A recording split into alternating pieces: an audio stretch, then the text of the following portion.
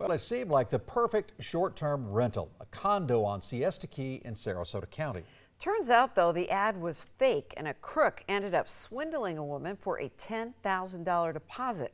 Law enforcement was able to help stop that wired transaction from going fully into the crook's account, but 6 months later, she still doesn't have answers or her money back. Consumer investigator Shannon Benkin with the story. Through the years, I've heard so many stories from people who lose big money to rental scams like this one. And law enforcement tells me they're seeing this type of scam ramped up because we've had 2 hurricanes and people are looking for short-term rentals. Waking up to this beautiful beachfront setting is what drew Nancy Kimmis in. While staying in a condo at Crystal Sands, she jumped at the chance at a temporary rental that was supposed to rent between August and December. So in May, she responded to an online ad.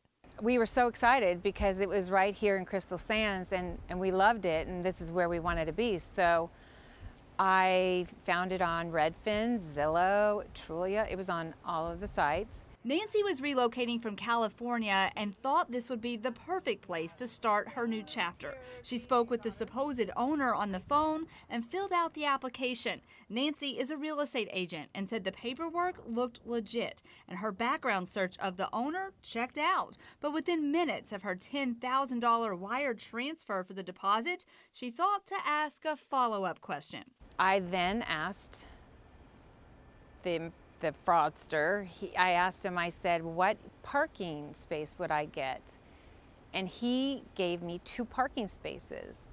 Well, I knew that wasn't correct because I was staying here and you only get 1 parking space. It was then that the whole thing unraveled. Nancy says she immediately called her bank, and the Sarasota County Sheriff's Office was able to follow the money. But when she called me, it remained frozen at the Crook's bank, and she says she got the runaround about a complicated process to get that money back. They closed the case.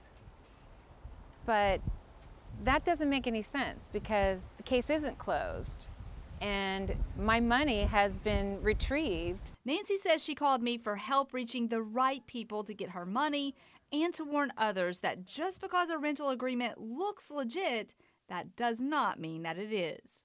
I'm happy to report that after I reached out to the sheriff's office and the banks, Nancy tells me her money was returned to her account. She tells me this is a big weight lifted off her shoulders. I'm Shannon Benkin, 8 on your side.